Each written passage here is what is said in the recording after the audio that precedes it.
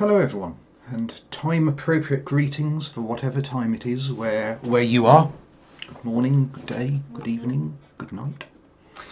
So this is the first video for Python Healthcare. This is a site where we're putting code that's particularly useful for data science used in healthcare analysis and healthcare simulation, and also now starting to put some reinforcement learning on there, controlling healthcare system simulations. Though a lot of this is very applicable across other domains, but particularly if you're working in health systems research, looking at how hospitals or community systems operate, please, always happy to be in touch with those people. So drop a comment below, or go to the site and you can find some contact or how to get in touch with Twitter there. Right, today all we're going to do is going to look at installing our environment that we're going to work with, and we're going to look at Anaconda, which is what we'll install, and then there are two things we'll mostly work with. One is Jupyter notebooks, which we'll look at today, which is kind of like doing your work as a lab book experiment with live code in there that you can change and then make notes of what you're doing. And it's used very extensively for sharing especially data science work, and everything we do on Python Healthcare is available as a Jupyter notebook. And the next time we'll look at Spider, which is a really nice alternative environment for working, particularly with more complex code that you need to debug. But we'll have a look at those. So let's start today by downloading Anaconda. Now today I'm going to do that in Windows. Most of the time I use Linux, Ubuntu, which is a very nice environment for doing data science in, but equally everything should work in Windows or Mac, and I know many people will be on Windows, so let's have a look. So go to your favourite browser and use your favourite search engine. So if I was on my normal computer, that would be Firefox and using DuckDuckGo, but here I've just got a Windows machine running, and I put in Chrome and Google here. So, and just have a look for Anaconda download, and you should get anaconda.com somewhere near the top of the list, and the individual edition is what you'll want to download. So go to that, click the download, and that will take you to your environment of choice, and use Python 3.7 version. Python 2 now is what they call deprecated, in that it's not being looked after anymore. It'll still be around for years to come, but we shouldn't really be using it. Use 3.7, and you want, I would say, the 64-bit version. So follow the install links for that, and install on your computer, be it Windows, Mac or Linux. In Windows, that will then give you some prompts or menu items in the list, and I'm going to type Anaconda, and we'll go in via Anaconda Navigator today, which is a nice way in for everything Anaconda. There are faster ways for individual bits which you'll probably start to use after a bit, but you can't go wrong going in via Anaconda Navigator. While that's starting, I'm running this on a virtual machine, so it might be a bit slower than on your native Windows machines.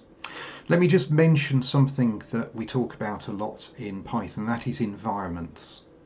And an environment is a collection of Python packages to do particular things, and importantly with given version numbers. The world of Python and data science is always expanding, improving, increasing, and so one of the challenges sometimes is to make sure that somebody else can reproduce exactly what you've done, and the way we do that is by normally providing a list of the packages and package numbers, and this is all much easier than it sounds. We won't do it today. in a file, and then somebody else can use that file and build an environment that looks exactly like yours. And also you might do some work in one environment, Python 3.7, and maybe somebody else wants to do some work in 3.8, which has just come out, or quite recently. And you can have all these multiple environments on your computer and work with them. So it's a very, very nice system. Anyway, here's Anaconda Navigator, and we're in home at the moment. Since I mentioned environment, let me just click on environments in the left-hand panel here. And we've only got one. This is just installed. It's called Base, and it installs a lot of stuff as standard in Anaconda. And we can see all of our version numbers here. So we've got Alabaster, no idea what that is, but it's version 0.7.12. We can create and import new environments here. Often you'll see commands given on the command line. So let's go back here and just mention the command line. We won't be using it today, apart from I'll put in one command now. You could get there via the Windows menu, or say Anaconda Navigator, you can get there through here. If you're on Linux or Mac, you don't need to open a specific Anaconda command line. Your ordinary terminal will work, but in Windows you need to open it from here, or open the Anaconda specific one, and that opens a terminal. And we could, for example, type Anaconda list, conda list, and that will show us all the packages in the environment we're using at the moment and their version numbers. I'd mention that only because sometimes you'll see instructions given and they'll give command line prompts to use, and this is how you do it. That's all we're going to look at today. So today we're going to look at Jupyter lab books and notebooks, and then the next one will be Spider. So won't mention much about Spider or anything more about Spider today, but come back in a few days' time, there'll be a video on Spider. Now you'll see people talk about Jupyter notebooks, you'll hear people talk about Jupyter Lab. It used to be just notebooks, but Jupyter Lab really is the new environment for using Jupyter notebooks. So if somebody says use a Jupyter notebook, or here's a Jupyter notebook, I now would always go in via Jupyter Lab, which includes notebooks, but has some other nicer things about the environment to use, some additions. It's kind of like Jupyter Notebooks Turbo Plus. So let's launch Jupyter Lab. And it launches in a web browser.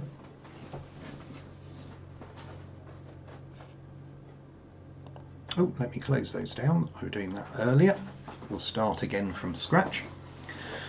So it'll come up looking something like this. Down the left hand side we have 4 menus. One is a file browser, and yours might have come up with the file browser, maybe kind of at your home location. The one below that we'll come back to is what are called kernel sessions. I'll just shut down anything that's running. Basically anything you're kind of running at the time. Each Python will run in its own little session, and you can shut them down here. And then our command palette will come back to, this looks really scary, don't worry, it's quite handy to find some things. I don't know what half these things are, by the way. Don't worry if you're new to this and think, crikey, there's all these things I don't know about. A lot of them you may never use or learn. And then the final one, just to reinforce that point, is Open Tabs Launcher. Oh, I suppose this is just, I never click on this. This is probably just, we'll have a look when we've got more than one tab open. It's probably going to list them.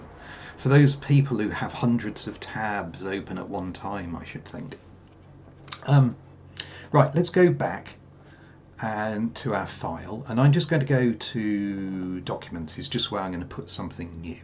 So navigate to where you want to write something, and I'm going to click on a new notebook. So remember before I said the Jupyter Lab includes notebooks, so let's click on Notebook, and this is it. This is our new notebook. Gives it an unexciting title, Untitled 1. This one is. So let's rename it. You can either rename by right-clicking in the File menu or right-clicking up here. Rename notebook. I'm going to call it equally unoriginal Demo 2. Okay. Now, most commonly we use two different kinds of cell. In fact, I think I've never used the raw cell. I use code, I use Markdown. Now, code is what it says. It's bits of Python code. We'll write some very simple stuff in a minute. Now, Markdown, some of you may be familiar with and others not. It's a very simple text highlighting language. And let's do some simple things like heading. You use a hash or pound sign and you say this is my title, for example. Then I'm going to have double hash for this is my subtitle, and I can have as many of those as I want.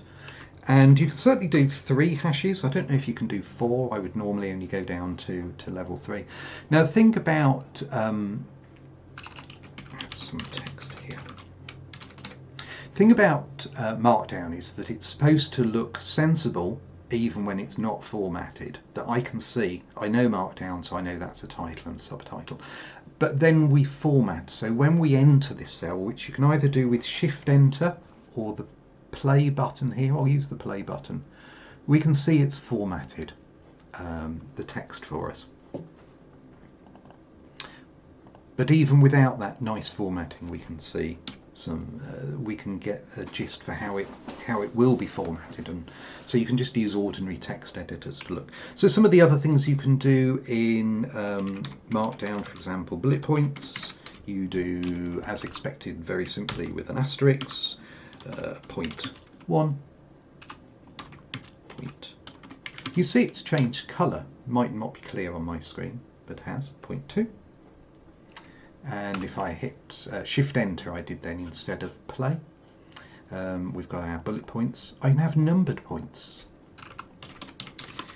Numbered points, and we do that in Markdown with, guess what? Numbering them. Number 1. Except we can do point number 2, but if you're not quite sure of the order, want to change the order, we can just do number 1 again. And now we type number 2, and then number 1 again, point 3. And then when we Shift Enter or play, we can see when it comes out formatted, it's added the numbers. So that's quite nice. You can add images, you can add simple tables, you know, just Google Markdown examples and it will give you key Markdown examples.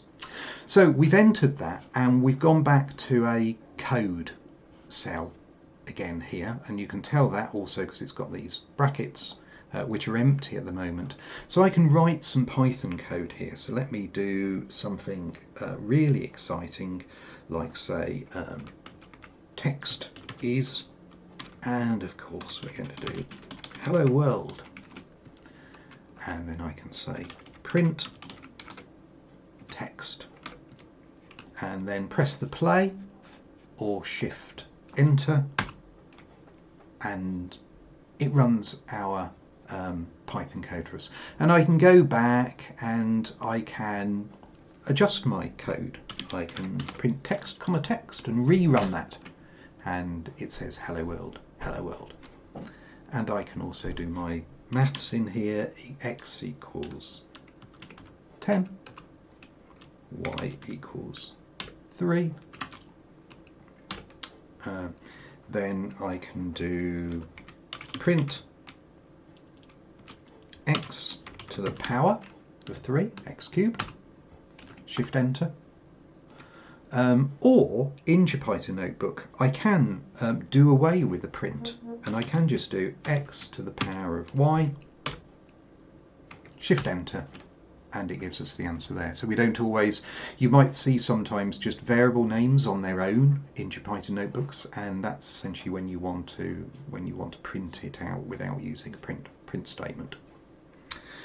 Okay, that's essentially. Oh, let's do just a little bit more, just as a quick demo, just to show you how it prints things nicely. Don't worry about what I'm doing here particularly. I'm just going to give it an address, which is going to download some data that we'll be using in, we'll use survival on the Titanic to look at machine learning of predicting who will survive and who won't. And I'm just going to load that from the web. I'm going to import a library we'll be using an awful lot called pandas. And I'm going to say data equals pd read CSV, and beautiful thing is that can read it from a web address. That's loaded up, and then we can just say, let's look at the head of it, the top 5 rows by default, and here's our data. And it formats it nicely for us. We can scroll around and up and down if we have more. So that's a nice thing about using Jupyter notebooks. It nicely formats. We can look at things, and you can also get a sense here of just how simple and easy a lot of Python is here. I've got a CSV on the web, and I just read CSV, gave it the web address. Could be a file address on your folder, could be on the web. Handles it. Pandas handles everything like that for you. It's a lovely package which we will be using lots and lots. Okay, last thing. Oh, 2 last things before I go for today. Let's just have a look at this command palette, because one thing you'll see, Jupyter by default doesn't number lines, and maybe we like line numbers. And now you can change the default settings, but let's just use here, click on the palette, and I'm going to type in line numbers, and it searches for commands that match that. There's actually only one. Toggle all line numbers. Now we can click it here. Also tells us we can use Shift L. Let's click it here. If you're using Shift L, by the way, if you clicked in a cell, just make sure you escape from it first so that you haven't got a cursor in it, because otherwise Shift L or something will type in there. So escape just takes it out, so you're not typing in any cell. So let's just try Shift L, toggles them off. Shift L, toggle them back on again. Right. Final thing is, when you're working on 2 things at once, because dare I say, lots of us copy bits of code either from ourselves that we've done in the past, or maybe from some other source, and so we often want to have code side by side, and Jupyter Notebook makes that very easy. I'm just going to open another one, demo 1 I did earlier. You can see by default it's put it in a tab next to it. I'm just going to click on this button here. Oh yes, so we've got all the open ones there. I've never normally used that. Oh, to get this to disappear, I just click on whatever's open. So let's put demo 2 on the right hand side, and you see I just grab the tab. If I pull it down, you can see where it's going to go. So that would be a vertical split. I don't like that. I never like that. And then I'm going to drag it to the right, and it will put it there. And equally I can put it back by dragging over here. The other thing that's quite useful to do quite often is you might want to be looking at your code 2 different places at once, that you want to look at what you called something earlier in the text and you want to be working it later. So we can actually split our notebook into 2, new view for notebook, and what we've got now is the same notebook but in a different view. So we might be scrolled around to look at some early text cells here, and then be copying it into or referencing it in some way just to be able to see on the left. So that's really handy. I think you can do quarters as well. but I tend to just do left and right.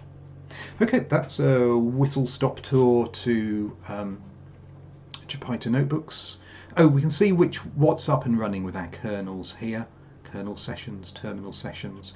We can shut them down individually or together. You can just leave Jupyter and it'll be fine.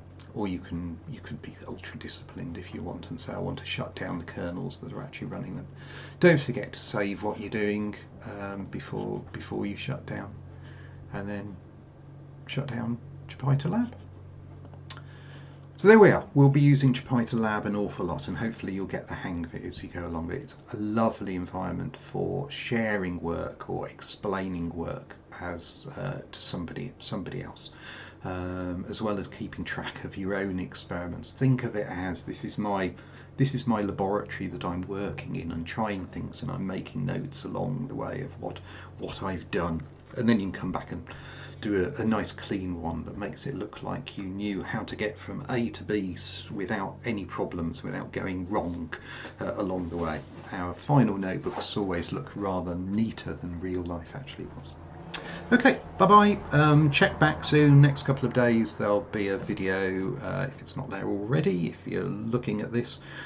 If you are from the future and you're looking at this, there's probably lots and lots of YouTube videos to watch. So do enjoy, leave a comment, any questions, suggestions. If you work in this field and just want to say hi and commiserate and say, oh dear, isn't it tough, then please do get in touch. Okay, bye-bye.